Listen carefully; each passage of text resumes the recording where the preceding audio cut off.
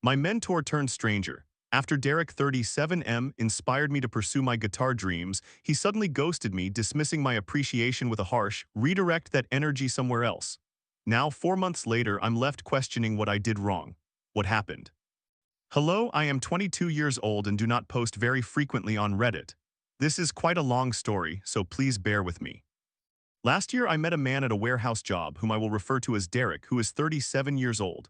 He was my coworker and my instructor for the job I signed up for. Through some casual conversation, I got to know him a bit. He seemed like a pretty cool guy at the time. He had a passion for chess and was struggling to find his way back into studying calculus. I had graduated with a degree in engineering, loved mathematics, and enjoyed playing chess as well. We were the only individuals in the facility who knew how to play. I learned about his background prior to our time at the warehouse. He apparently had a very vibrant life outside of work, and hearing this made me happy. However, it also made me feel sad at the same time. I did not express this to him directly, but I grew up in an abusive household where none of my family members cared about me. I sought comfort in making friends and forming genuine connections wherever I went, most often through coworkers. I informed Derek that I was planning to save up for a car to try to lead a livelier life outside of work. However, I lacked reliable transportation home as my options were limited to taking the bus, a 3-hour trip from my workplace, or using Uber or Lyft, which averaged around 20 per ride but exceeded 70 on weekends when I wanted to work overtime, making it unsustainable for commuting. He generously offered to help me commute home from work. I was ecstatic. There were a few occasions when he could not assist me, so I asked some other coworkers, and they gladly worked together to help me get back for the next few months. For the first time in my life, I established a system that allowed me to save enough money to achieve a major goal. During one of our chess sessions, he mentioned that he was a guitarist and that he infrequently posted on his Instagram account. He also told me that he played in a local band that lacked significant recognition. This revelation completely amazed me, as his corporate-friendly appearance contradicted the type of music he played. This sparked ideas in my mind. I had never considered playing a real instrument until he mentioned it. I suggested that once I acquired a car, I could go out and buy a guitar for myself so I could learn how to play too. I informed Derek that I had composed music in the past, although not using real instruments, as I previously could not afford them before securing the warehouse job. Finally, the day arrived when I had enough money to buy a very inexpensive used car for about $5,000. It was not anything fancy, and a few of my close friends remarked that it looked like it was on its last legs. However, when I drove it home, I was overjoyed. Derek and my coworkers had helped me achieve a significant milestone in my life. Thrilled, I asked Derek for his phone number because I believed he was worth keeping in my life. We chatted a bit, although I usually initiated the majority of our conversations. I told him about what I could accomplish now that I had a car and the places I could visit. The excitement of the possibility of traveling to my friends' houses motivated me every day at work. I did not ask nor attempt to visit Derek's home yet, as he mentioned he was going through some personal issues. However, one day during a game of chess, Derek remarked that I was texting him too much. I was uncertain about what constituted too much, especially since I had only asked him for suggestions on where to drive now that I had a car. He never clarified what was too much for him, and I felt very sad, thinking that I had somehow become overwhelming for him, so I refrained from talking to him for over a week. That week was when he took a few days off work. I respected his words, so I did not initiate any communication until he returned. I ended up watching his favorite movie of all time and made it my mission to perhaps tone down my enthusiasm around him. On the day he returned to work, he appeared different. Something had changed in his life. He was more reserved and less outgoing. He never explained what caused his shift, so I told him I thought he was an interesting guy and that I wanted to take the positives I saw in him and try to do something good in my life with them. He expressed appreciation but said he was not open to deep friendships at that stage in his life. I was unsure what he meant, and he did not elaborate further. We stopped playing chess, and he became more focused on his job, so I responded accordingly and left him alone. However, I told him I planned to pick up a guitar after work at the end of that conversation. Derek's videos online inspired me to take on a new hobby, despite his unavailability for friendships. Then he informed me that he would be performing with his band in a show the following month, and it would not be too far from the city where I lived. Considering that I had recently acquired a car, I felt as though everything had aligned perfectly for that event. He and my coworkers helped me get a car. I had just bought a basic acoustic guitar, and I had recently watched his favorite movie about two kids writing a history report and discovering their music had changed the world in the future. I felt that nothing could serve as a better conclusion to my car story arc. I could drive myself to this event, meet new people, and perhaps make new friends.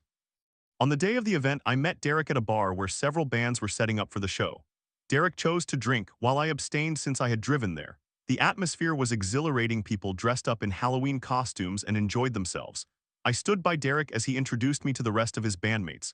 I greeted them warmly and expressed my interest in seeing what kind of music they played. The show went on without any issues. When Derek's band performed, I joined a conga line with the crowd, and everyone seemed to be having a great time. In the middle of Derek's performance, I experienced a feeling within me that I believe changed my life forever. I felt an overwhelming sense of peace, unlike anything I had ever experienced before. Surrounded by people enjoying themselves in their element and new friends all in one place, a feeling came over me that conveyed, your life doesn't have to remain the way it is with your family forever. Keep your head up. It will be okay. After the show, Derek had drunk too much and was unable to find a ride home, as his car was inoperable before the event. I offered to help him get home using the car he helped me acquire. He agreed, and we had a pleasant time driving back to his place. At his home, I thanked him for everything he helped me achieve during my time working with him and then drove back home. This was the happiest I had ever felt in my life, and I will never forget it. Less than a week later, I was laid off from my warehouse job, and I was utterly devastated. I could no longer physically meet with my coworkers.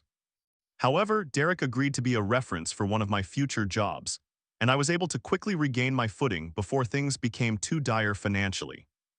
My passion for playing the guitar grew, and I asked Derek several questions regarding the basics of guitar playing and the techniques he utilized during his performances. He was not very talkative about it and seldom answered my inquiries. I remained patient, as he mentioned that work had suddenly become more stressful after my layoff. Derek invited me to his church, where he played in their band, and to the gym he regularly attended, and I was genuinely excited to discuss some religious topics and consistently work out with a friend at the gym for the first time.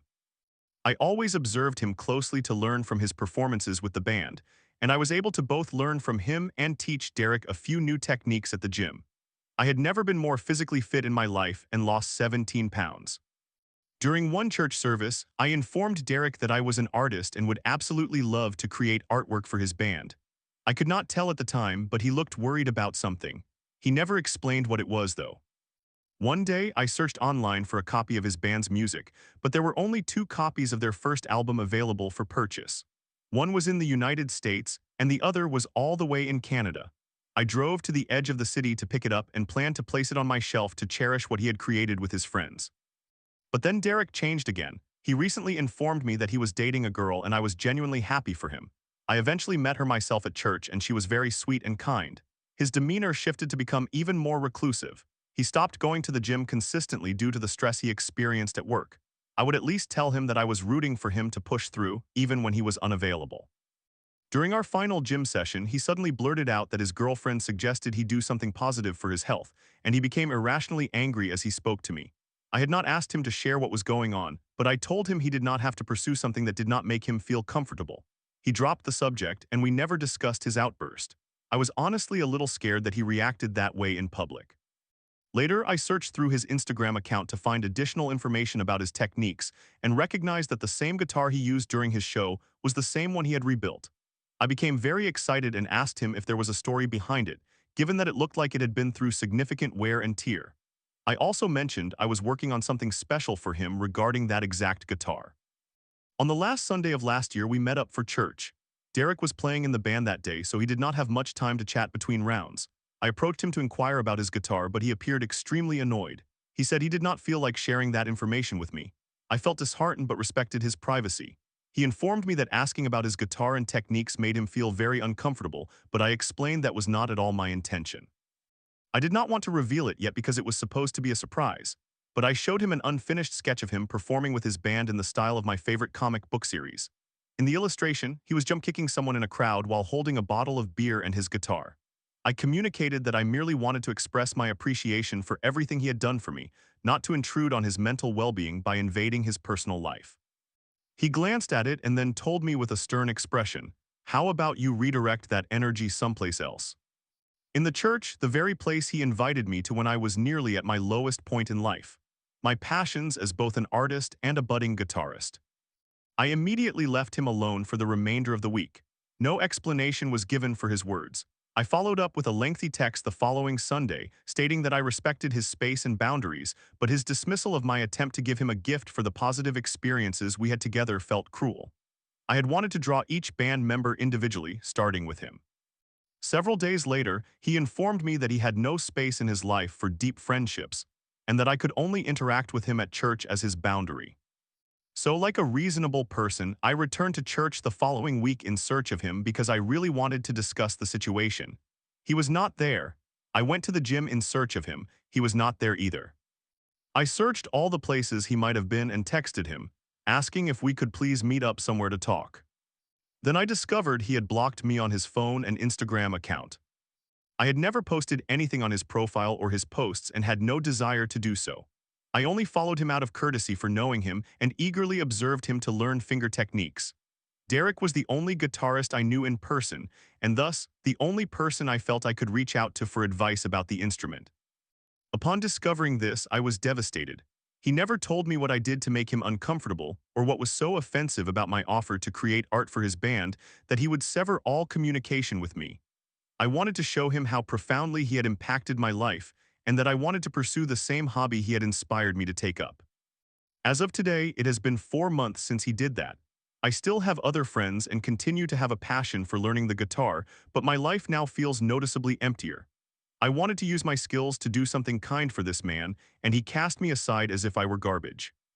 The last time I attempted to contact him was when I sent him a couple of voicemails expressing my concern for his mental well-being, given the proximity of his gym outburst and the church incident, indicating that I truly wanted to support his band because everything surrounding it genuinely mattered to me. He has yet to respond to any of my attempts to communicate. In summary, I befriended a coworker, connected with him while getting a car, and then he flipped out after I showed him a sketch of him and ghosted me without any reason. Story 2. My heart's true owner was waiting, but I married the better man instead. I said I thought I was trading up, as romance faded to emptiness. Now I'm trapped in a loveless marriage, longing for the love I lost. Will I ever find my way back to him? He was 1 year senior to me when he first proposed to me. I did not take long to say yes. Then he went abroad for his higher studies in hospitality. He always wanted to become a chef, and a year later I also joined an engineering college in a different city. Although he used to visit me regularly, the long distance in our relationship was affecting our bond, so he made a significant decision. He dropped out of his college and transferred to my college to pursue engineering. Now I was 1 year senior to him. Everything was good, there were some fights here and there, but I was still on cloud nine. I felt alive every moment. Every part of me was vibrant. I felt secure. I felt blessed because the best man on this planet was my companion. What he did for me and how he made me feel always made me question, am I really that special? Am I truly worth it? Or is this man an angel that God personally sent for me? I felt blessed. Little did I know that I was experiencing the most beautiful part of my life, which was going to be ruined by none other than me. It was my final year, and campus placements were taking place. He was the one who groomed me and prepared me for the interviews. Fortunately, I was selected by a multinational corporation. He promised that within a year he would be in the same city and the same company, and I believed him. I began dreaming of marrying the man I was deeply in love with. With all these dreams, I entered the new city where I was supposed to work, learned to live without his physical presence for just 1 year and wait for him. But I did something else. The glamour of the new, large metro city was overwhelming for a small-town girl like me. I felt incredibly small and insignificant. My identity was at stake. The people around me were much more advanced than I was. I did not have the fashion sense of a metro girl, I was not fluent in English, and my salary was far too low compared to my colleagues. I felt inferior in every way. I was angry with myself for not working on my self-improvement all those years. I blamed my boyfriend for wasting my time. Anxiety took over and I decided to compensate for all those wasted years with hard work. I wanted to grow as a person in my professional life. I wanted to build my identity. I wanted to be someone because I had forgotten that I was already someone. I made some major decisions at that time without asking myself a few fundamental questions. What am I doing? Why am I doing it? Whom am I impressing? Who will benefit from it? Just why? I wish I had asked myself those questions. I became solely focused on my career. I did not want to break up with my boyfriend, but I also did not have time for the relationship. He was very understanding and supported me at every step, but the distance and growing silence between us were affecting him and our relationship, which I was unaware of because I was completely absorbed elsewhere. Not even a trace of my attention was directed toward my relationship, him, his feelings, or my feelings. When I look back, I feel like I was under the influence of some black magic. completely oblivious to the fact that my love, his heart, and my heart were all waiting to be united again. A few months passed and I pushed my man into depression by ignoring his calls and texts. It was almost like a breakup but without closure. The worst part was that I did not even care. I was in pursuit of becoming something grand. I was not in a position to afford being soft, vulnerable, or an emotional fool as I had been in college. I am ashamed to share that all the girls around me were either dating or marrying men with far superior credentials than my boyfriend, and in my pursuit of becoming someone, I also wanted to do the same. I wanted to date and marry someone from the Indian Institutes of Technology, Indian Institutes of Management, or anything equivalent. Fortunately, I never encountered anyone like that, one less regret. A year later, my boyfriend moved to my city. A part of me felt that something reignited within me, something calm, soothing, and what my heart truly desired. However, the devil inside me had its own plans. My boyfriend began convincing me to marry him, which I rejected outright. I took him for granted. Although we met regularly, it was torture for him. I knew I was doing wrong, but I was also stuck. A part of me wanted to leave him and focus solely on my grand plan, while another part did not know how to breathe without him. This caused immense suffering for both of us. My parents started discussing marriage. First, they asked me if I was dating someone, and I denied it. They registered me on a matrimonial website where I met a man who seemed like the perfect fit for me, or so I thought. He was from an elite college, worked for a major corporation, and earned in dollars. Once again, something inside me, perhaps a devil or dark force, took over, and I agreed to the marriage. This was the beginning of the end. I lied to my boyfriend, claiming that this marriage was being emotionally forced upon me and that I would have married him if he belonged to the same caste. I thought I was being clever.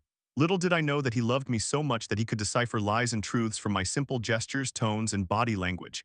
He realized that I was willingly agreeing to this marriage. He wished me happiness and walked away. In that moment, a part of me felt orphaned. Even if I had been unaware all along, he had always been there. Now, however, I was left with an emptiness, yet I did not care much because I believed I was marrying a man who was better in every way and that a river of happiness awaited me. It was really waiting for me to drown. I had a grand wedding. Everyone around me treated me as best as they could. I was pampered and cared for. All my wishes were fulfilled. My parents and siblings gazed at me with eyes filled with love and the pain of letting me go. I felt at the peak of confidence. I felt secure. I had someone to call my own openly, socially. I felt invincible, but all this did not last long.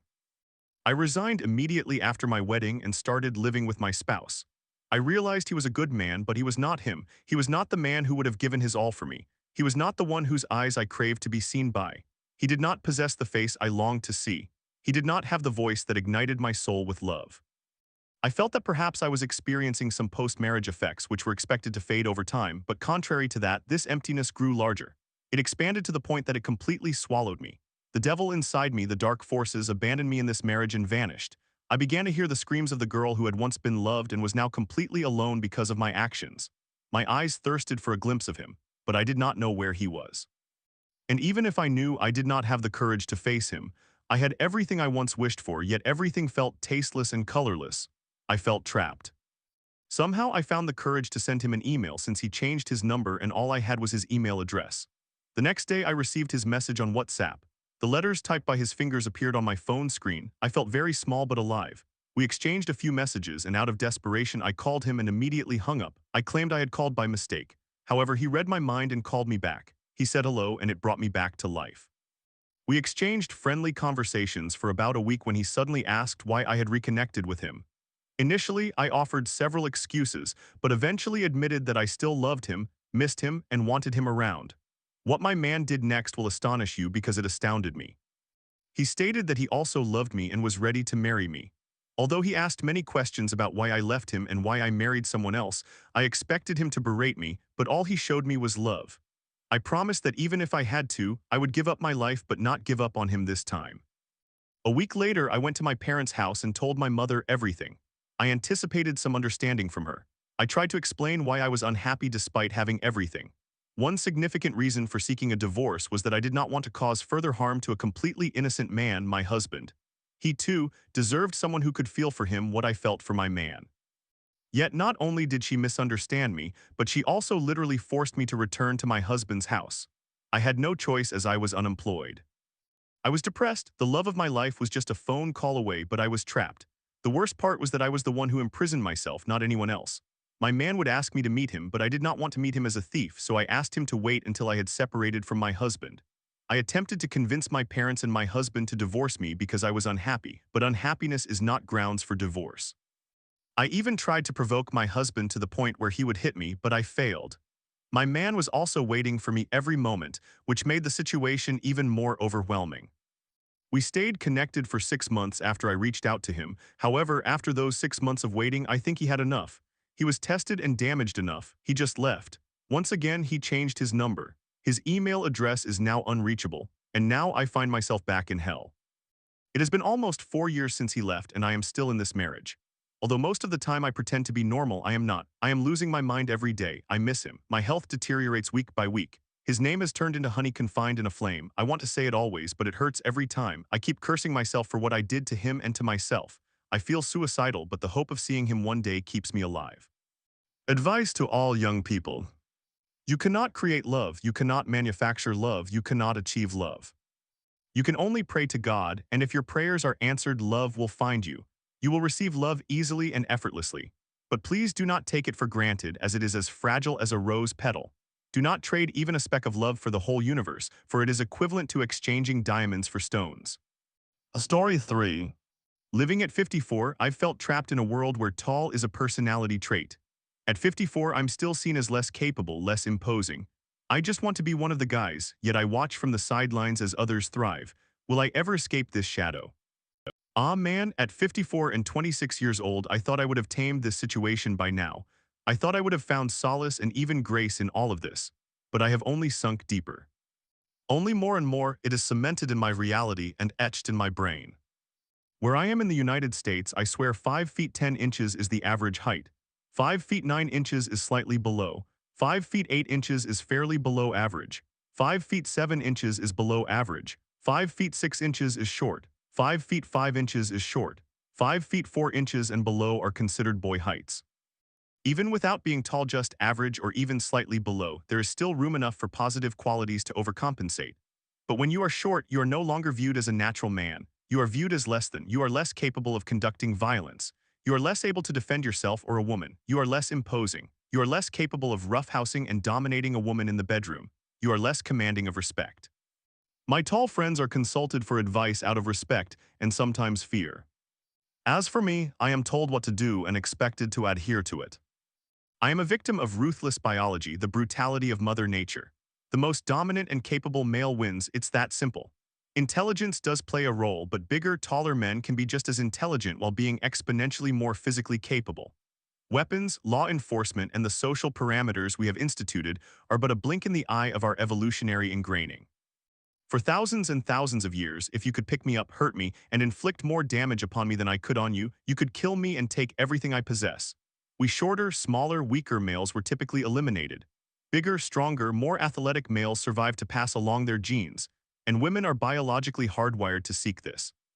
We exist to reproduce. It is our entire purpose as human beings. Without reproduction, we would not even be here to discuss this. So with however many billion people alive on the planet right now, I would say it is a pretty significant aspect. A tall man's height sends some kind of signal to a woman's primitive brain to reproduce. Much like when you are hungry, your brain tells you to eat. You don't necessarily contemplate the responsibility behind this instinctive feeling of hunger. You simply experience it and it drives you. Well, when a woman sees a tall, attractive man, her brain tells her to engage physically. And when she notices a shorter man, her brain signals her not to engage. That is just the unfortunate reality. So why do short men exist if they are considered so sexually undesirable? Clearly, there are shorter women. Short women will continue to give birth to short male children, perpetuating the cycle. This is essential for nature to operate. Evolution and natural selection hinge on competition. There can be no tall without short. The troubling aspect is that shorter women tend to prefer even taller men, and the reverse is also true. Women are intuitive beings. As men deep down, we ideally would all like to be tall and to dominate physically with our presence.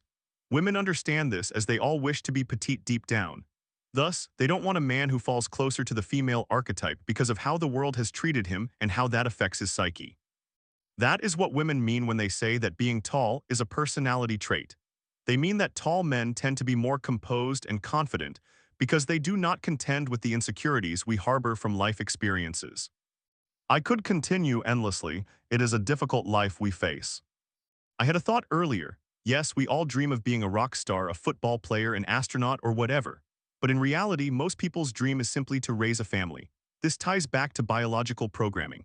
It is how so many individuals make something beautiful of their lives, even after their hopes and dreams have faded. And even if it falls apart, it is the pursuit and the moments shared that matter. Most of us will never get to experience this, not even the slightest taste, let alone an entire life enjoying this journey. This journey that we are biologically designed to experience, the very reason we exist in this world to begin with. Yet we do not get to experience it, we only get to observe it from the outside. It is quite simple. I am just a person. I do not wish to harm anyone, I have good intentions, and I know how to be likable as well. A woman is just a person too. She probably does not wish to hurt anyone either. She likely has good intentions too. She simply does not look at, not up at, but directly at or perhaps down to someone like me and feel that visceral spark and drive. I do not blame anyone for not wanting to settle. Of course, every single one of us will take what we can get, but in my ideal world, I do not want to settle either. We all have a set of ideals in our minds, ranging from tolerable to essential. As men, we have them, and women do too. Most of these women's ideals involve a traditionally average man. And what defines a man? Masculinity. Masculinity distinguishes men from women. Why would women desire a man who is closer to female than male? As I mentioned earlier, masculinity is characterized by being big and strong.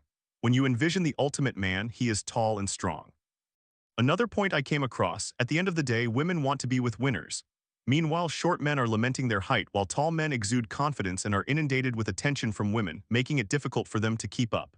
Thus, women gravitate toward these winners, toward tall men. Nobody desires a loser. This circles back to the issue of mindset and how it must impact one's mental state. What is the point of falling in love if, by some grace of the universe, the stars happen to align? During her 9-to-5 job, some random average-looking 6'2" guy could engage her in small talk for a couple of months, and before you know it, she may become infatuated with him. This has occurred far too many times. If anything, I serve as an appetizer before the main course. We are excluded from the true male human experience, what it feels like to be powerful, respected, desired, and capable. What it feels like to wake up every single day and live with everything that life entails. To know you are the main character. We are side characters filler. Competitive gray matter for the superior tall men to outcompete and shine in comparison. This is unequivocally the single worst aspect of my life. I am certain that if I were taller, things would be vastly different for me and everyone around me. I believe this is why my family is dysfunctional. The oldest son is 54, a 54-year-old man. I would be the man of the family if I were 5 feet 10 inches. My brother is 6 feet 3 inches, by the way, and my father is 5 feet 11 inches. No exaggeration. This presents a completely different challenge for me. Those of you with short fathers at least have a short male role model in your life. Someone to look at and consider. Hey, this is someone who is confronted with the same set of challenges as I am and has succeeded. But when your father is above average in height and is, without a doubt, a womanizer, my brother is too, no exaggeration. Both have consistently dated the hottest women, and my father's partners are significantly younger than he is. It really makes you feel inadequate in the worst possible way. I know he views me as a failed male. I feel like my family regards me as, oh man, he is simply short, that must be challenging. But they think he is a good kid. I am sure he will find love one day. Honestly, I feel like I am the son they somewhat overlook, while my brother is their real son, and I am actually 99% sure my parents believe I am gay. Sometimes I contemplate telling my mother or my father, look, honestly, I struggle with life daily because of my height. I do not feel like a real man. I don't feel like a genuine human being. I am short. I am extremely unhappy with life and feel trapped in my body, wishing every day that I could escape. I am highly observant in this world. I notice girls looking up and smiling at tall men. They glance at me, look down, and hurry past me. The internet has harmed us. 6 feet is readily available at her fingertips, and it is not just 6 feet, it is the 666 rule in general. It is so well documented now how height is sought after, the reasons this is the case, and the effects of being a short man. We have become a meme. I just want to be one of the guys, a real guy. I even envy average height men. You can simply be yourself. You do not bear the weight of the entire universe on your shoulders and neck. My best friend does not invite me to parties, not because I have ever told him explicitly, but because he knows I do not want to be overshadowed by every single guy there. The worst confirmation of this reality occurs when you ask any guy if they would ever want to be shorter. The answer is no. Now ask any guy if they would like to be taller. The answer is yes. If you have read this far, the last thought I will leave you with is this. We have all experienced this before. Many times, when we were children, we were shorter than everyone, then we remained the same height, and then we grew. Rinse and repeat. The only difference now is that this growth never comes. I believe this is a phantom feeling that lingers somewhere in the back of my mind that I cannot fully articulate. Life is a game we do not get to play, we simply have to watch others play. Yet we do not get to participate. Things could be so different, some are chosen for greatness while others for failure. I love you all, I truly do.